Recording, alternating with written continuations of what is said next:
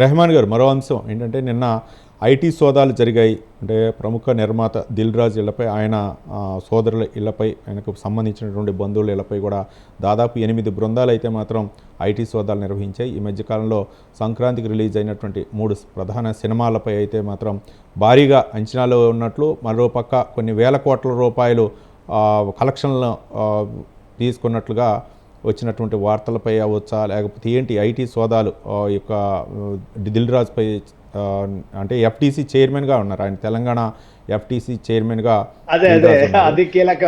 Right. దీన్ని ఏ విధంగా చూడొచ్చు? అంటే ఇది రాజకీయ కోణం చూడొచ్చా, లేకపోతే ఈవెంట్లో రెహమాన్ గారు ఈవెంట్లో ప్రధానంగా 1000 కోట్ల కలెక్షన్ కొల్లగొట్టింది అని చెప్పేసి రకరకాలుగా వాళ్ళు హైప్ చేసుకోవడానికి చేస్తున్నటువంటి ప్రయత్నాల్లో భాగంగా ఈ ఐటీ సోదాలు అనుకోవచ్చా, లేక నిజంగానే వాళ్ళపై ఐటీ అధికారులు ముందు నుంచే కన్నేసించారనుకోవచ్చా?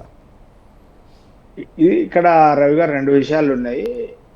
ఐటీ కానీ, ఈడీ కానీ, సిబిఐ కానీ ప్రభుత్వంలో కీలకంగా ఉన్నటువంటి రాజ్యాంగబద్ధమైనటువంటి సంస్థలు ఎక్కడ దాడులు చేసినా ముందు ప్రతిపక్షాల ఇళ్లపైన చేస్తున్నాయి. ఎఫ్డిసి చైర్మన్గా ఉండడంతో పాటు మీరు అన్నట్టుగా కొంత హైప్ చేయడానికి క్రియేట్ చేస్తే, ఒక రాజకీయ పార్టీ అఫిలియేషన్లో ఉన్నావు. ఇక్కడ కాంగ్రెస్ పార్టీకి సంబంధించినటువంటి ఫిలిం డెవలప్మెంట్ కార్పొరేషన్కి సంబంధించి ఆయన చైర్మన్గా ఉన్నాడు.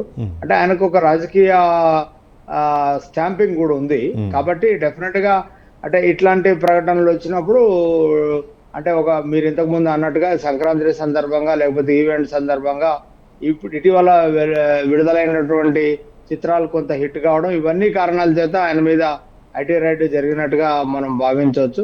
ప్రధానంగా ఈ ఐటీ రైడ్స్ అనేటువంటివి కేంద్రంలో అధికారంలో ఉన్నటువంటి ఎన్డీఏ భాగస్వామ్య పక్షాల మీద ఎక్కడా జరగట్లేదు.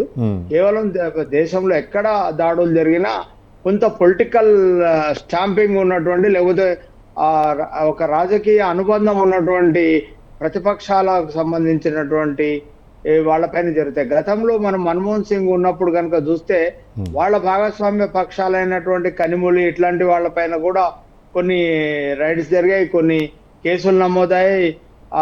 స్పెక్ట్రమ్ కానీ, లేకపోతే 2G స్కామ్ కానీ, అట్లాంటివి బొగ్గు కుంభకోణం కానీ వాళ్ళ ప్రభుత్వం పైన కూడా వాళ్ళు విచారణ జరుపుకున్నటువంటి పరిస్థితి మనం గతంలో చూసాం. ఎన్డీఏలో మాత్రం అట్లా ఎక్కడ మనకు కనపడతలేదు. కేవలం ప్రతిపక్షాలకు సంబంధించినటువంటి వాళ్ళపైనే దాడులు జరుగుతున్నాయి. ఇది మనం కొంత రాజకీయ కోణం కూడా ఉండి ఉండొచ్చుగా మనం భావించాల్సి ఉంటుంది. రైట్.